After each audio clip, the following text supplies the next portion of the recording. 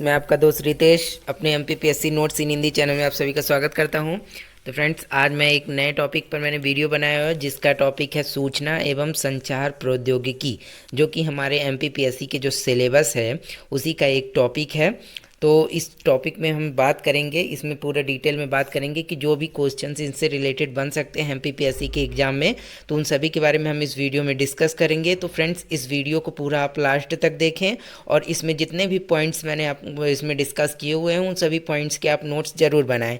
Okay friends, और friends यदि ये वीडियो आपको अच्छा लगे तो आप इसे लाइक और शेयर ज़रूर करें और कमेंट करके मुझे ज़रूर बताएं कि ये वीडियो आपको कैसा लगा। और मेरे चैनल एमपीपीएससी नोट्स इन हिंदी चैनल को सब्सक्राइब कर लें ताकि मेरे जितने भी आने वाले वीडियोज़ हैं उनकी नोटिफिकेशन आपको मिलते रहें। तो चलते हैं फ्रेंड्स, इस सूचना एवं संचार प्रौद्योगिकी के वीडियो के फर्स्ट पार्ट में देखते हैं कौन कौन से इंपॉर्टेंट पॉइंट्स हैं इसमें। तो देखते हैं कि सबसे पहले देखते हैं फ्रेंड्स कि संचार जो होता है ये क्या होता है। संचार क्या होता है, तो इसमें हम देखते हैं इसकी एक डेफिनेशन देखते हैं कि दो या दो से अधिक माध्यमों के बीच सूचना या संदेश का आदान प्रदान संचार कहलाता है। क्या? दो या दो से अधिक जो माध्यमों के बीच सूचना या संदेश का आदान प्रदान संचार कहलाता है। और संचार सूचना या संदेश को एक स्थान से दूसरे स्थान एक स्थान से दूसरे स्थान पर भेजना है ताकि प्राप्तकर्ता उसका सही अर्थ लगा सके। मतलब जो एक स्थान से दूसरे स्थान पर सूचना या संदेश को भेजना है ताकि जो प्राप्तकर्ता रिसीवर होता है उसका सही अर्थ लगा सके। ठीक है, इसके बाद देखते हैं आगे, देखते हैं क्या है संचार व्यवस्था का इतिहास एवं वर्तमान। संचार व्यवस्था जो है फ्रेंड्स, तो उसका इतिहास देखते में क्या कैसे था और वर्तमान में देखते हैं क्या कैसे था। तो पहले देखते हैं, ये देखते हैं फर्स्ट पॉइंट क्या है। आरंभ से मनुष्य एवं जीव जंतु ध्वनि के द्वारा सूचनाओं का आदान प्रदान करते रहे हैं। किसके द्वारा? ध्वनि के द्वारा। प्रारंभ में ध्वनि संकेतों जैसे बोलकर या ढोल नगाड़ा पीट कर सूचनाएं प्रेषित की जाती थी। ठीक है, लंबी दूरी तक सूचनाओं के प्रेषण के लिए संदेश वाहक का प्रयोग किया जाता था।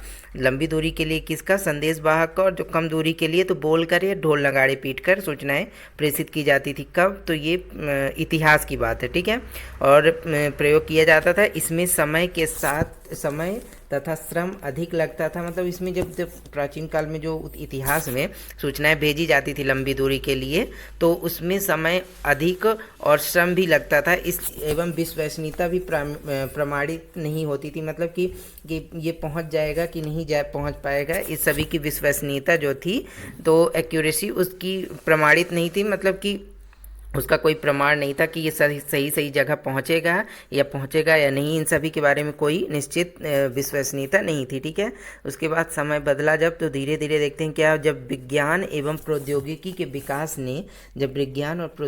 विकास ने संचार व्यवस्था में भी क्रांतिकारी परिवर्तन किया।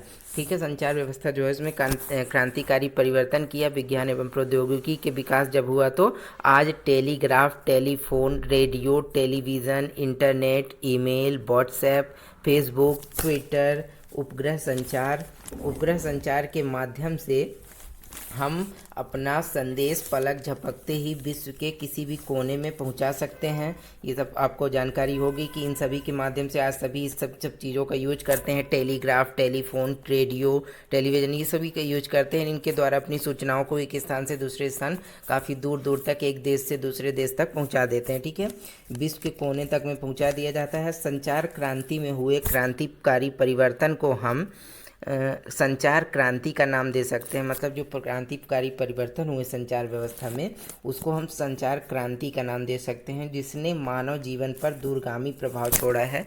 कि जो मानव जीवन है उस पर कई प्रभाव पड़े हैं इन सभी के, बहुत दूर तक। इसके फ्यूचर में भी इसके कई फ़ायदे देखने को मिलेंगे, जो कि अभी भी मिल रहे हैं, और फ्यूचर में और भी बड़े बड़े फ़ायदे इसके देखने को मिलेंगे।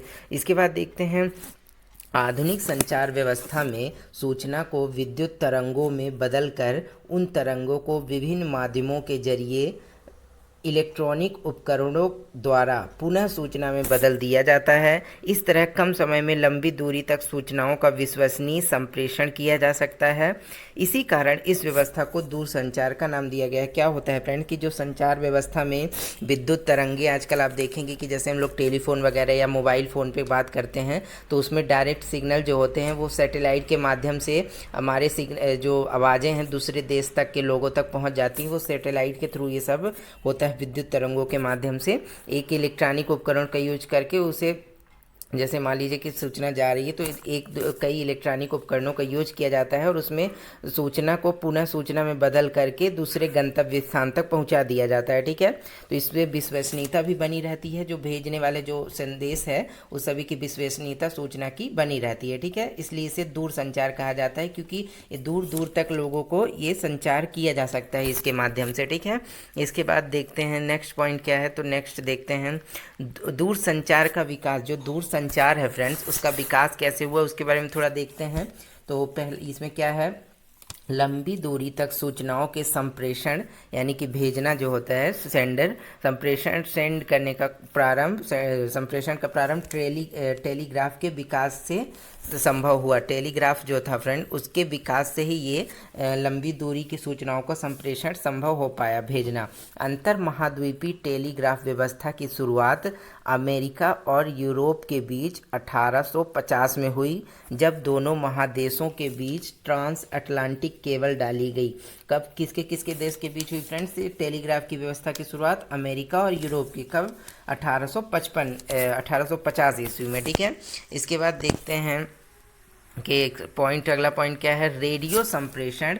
जो रेडियो के माध्यम से मतलब आवाज़ें भेजने का, जैसे कि संचार करने का सिद्धांत जो है, परिकल्पना किसने की? सर्वप्रथम भारतीय वैज्ञानिक जगदीश चंद्र बोस ने 1899 में दे दी थी। किसने? जगदीश चंद्र बोस ने। ये काफ़ी most point friend, Jagdish Chandra Bose ने सर्वप्रथम परिकल्पना दी थी रेडियो संप्रेषण के माध्यम से। ठीक है, रेडियो किसके माध्यम से, मतलब कि जो कोई सूचना संप्रेषित करने की जो परिकल्पना दी थी सर्वप्रथम किसने दी थी? तो जगदीश चंद्र बोस ने। कब? तो 1899 में। इसके 2 वर्ष बाद 1901 में यूरोपीय वैज्ञानिक, कब? 1901 में यूरोपीय वैज्ञानिक मार्कोनी ने प्रथम दूरसंचार संप्रेषण व्यवस्था स्थापित की। जस्ट मतलब आफ्टर 2 ईयर्स, जब जगदीश चंद्र बोस ने दिया था 1899 में, ये एक सिद्धांत थ्योरी दी थी रेडियो संप्रेषण की, तो उसके 2 साल बाद 1901 में यूरोपीय वैज्ञानिक एक मार्कोनी थे जिन्होंने दूरसंचार संप्रेषण व्यवस्था स्थापित किया। ठीक है, 1915 में अमेरिका ने निर्वात ट्यूब का प्रयोग करके टेलीफोन व्यवस्था की शुरुआत की। किसका यूज करके? निर्वात ट्यूब, वैक्यूम ट्यूब जिसे बोला जाता है, तो उसका यूज करके 1915 में अमेरिका ने टेलीफोन व्यवस्था की शुरुआत कर दी थी। मतलब कि टेलीफोन से जो बात की जाती है 1915 में निर्वात ट्यूब का प्रयोग करके अमेरिका ने शुरुआत कर दी थी। ठीक है, इसके बाद क्या है पॉइंट, अगला पॉइंट है 1948 में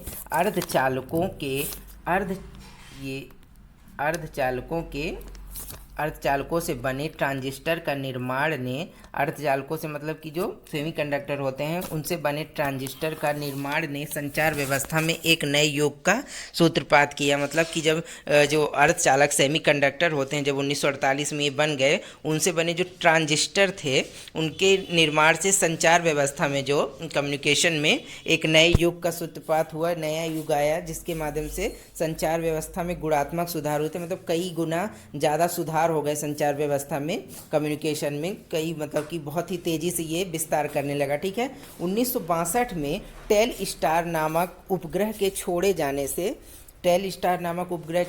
कब? 1962 उपग्रह संचार व्यवस्था का प्रारंभ हुआ।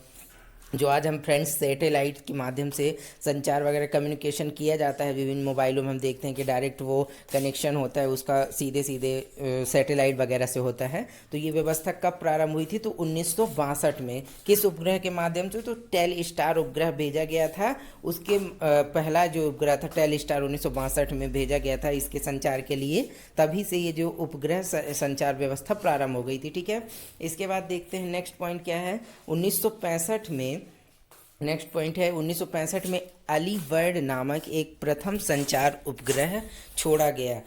कब छोड़ा गया? 1965 में। यहाँ पे देखिए फ्रेंड्स, 1900, एक सेकेंड, यहाँ पे क्या है, 1962 में टेली स्टार नामक उपग्रह के छोड़े जाने से उपग्रह संचार व्यवस्था को, देखिए फ्रेंड्स यहाँ पे जो है ये सक्सेस नहीं हो पाया था, ये वाला जब गया था टेली स्टार वाला, तो लेकिन शुरुआत उसी समय पे कर दी गई थी कि उपग्रह के माध्यम से हम संचार व्यवस्था का कार्य किया जाएगा, ठीक है। लेकिन जब 1965 आया तो अली बर्ड नामक एक प्रथम संचार उपग्रह, जो पहला संचार उपग्रह था सैटेलाइट जो था कम्युनिकेशन वाला, उसे छोड़ा गया, जिससे विभिन्न देशों के मध्य संचार तंत्र का जाल सा बिछ गया। मतलब कई देशों के मध्य संचार की व्यवस्था का जो जन्म हुआ, तो वो इस प्रथम जो सैटेलाइट भेजा गया था 1965 में अली बर्ड नामक, तो उसी के माध्यम से एक जाल सा बिछ गया था कई देशों के मध्य, ठीक है, संचार व्यवस्था का। इसके बाद देखते हैं अगला पॉइंट क्या है। 1968 में 1968 में देखते हैं फ्रेंड्स क्या हुआ। तो 1968 में आरपा नेट नामक एक इंटरनेट व्यवस्था तथा 1970 में प्रकाशी तंतु संचार का प्रारंभ किया गया। किसका? 1968 में आरपा नेट नामक एक इंटरनेट व्यवस्था, जो कि दुनिया का पहला जो था पहला इंटरनेट था आरपानेट, जिसे अमेरिका में वो किया गया था, वहाँ की सेना के द्वारा यूज किया जाता था आरपानेट, ठीक है। और 1970 में प्रकाशी तंतु संचार का प्रारंभ किया गया, जो दूर संचार व्यवस्था में मील का पत्थर साबित हुए। मतलब ये जब इन दोनों का शुरुआत की गई, तो ये संचार व्यवस्था में एक नए क्रांति को इन दोनों ने जन्म दिया। आरपानेट ने और प्रकाशी तंतु संचार ने, इन दोनों के जब आ गई व्यवस्था, तो एक जो कम्युनिकेशन था हमारा, कम्युनिकेशन में एक नया सूत्रपात हुआ, एक नए युग का, और एक ये मील का पत्थर साबित हुआ, ठीक है फ्रेंड्स। तो इसमें जितने भी पॉइंट्स बताए हैं फ्रेंड्स, उसमें सभी पॉइंट्स को आप अपने नोट्स में ऐड कर लीजिएगा। और इसके बाद मैंने जो इसका सेकंड वीडियो मैं जल्दी डाल दूंगा, तो उसमें भी कई हम इम्पॉर्टेंट पार्ट्स के बारे में इसके डिस्कस करेंगे, जो कि काफ़ी इम्पॉर्टेंट है। तो उस वीडियो को अभी आप ज़रूर देखें लास्ट तक, तो मैं जल्दी उसको अपलोड कर दूंगा। इस वीडियो का आप पूरा नोट्स ज़रूर बनाएं। तो फ्रेंड्स आज के लिए इतना ही, मिलेंगे हम अपने नेक्स्ट वीडियो में। और फ्रेंड्स मेरे जो चैनल है MPPSC नोट्स इन हिंदी, उसमें कई और वीडियो डाल दिए हैं मैंने, तो यदि आपने उसे अभी तक नहीं देखा है तो आप उसे देख सकते हैं, ठीक है फ्रेंड्स। तो मिलेंगे हम अपने नेक्स्ट वीडियो में। आज के लिए इतना ही, बाय बाय।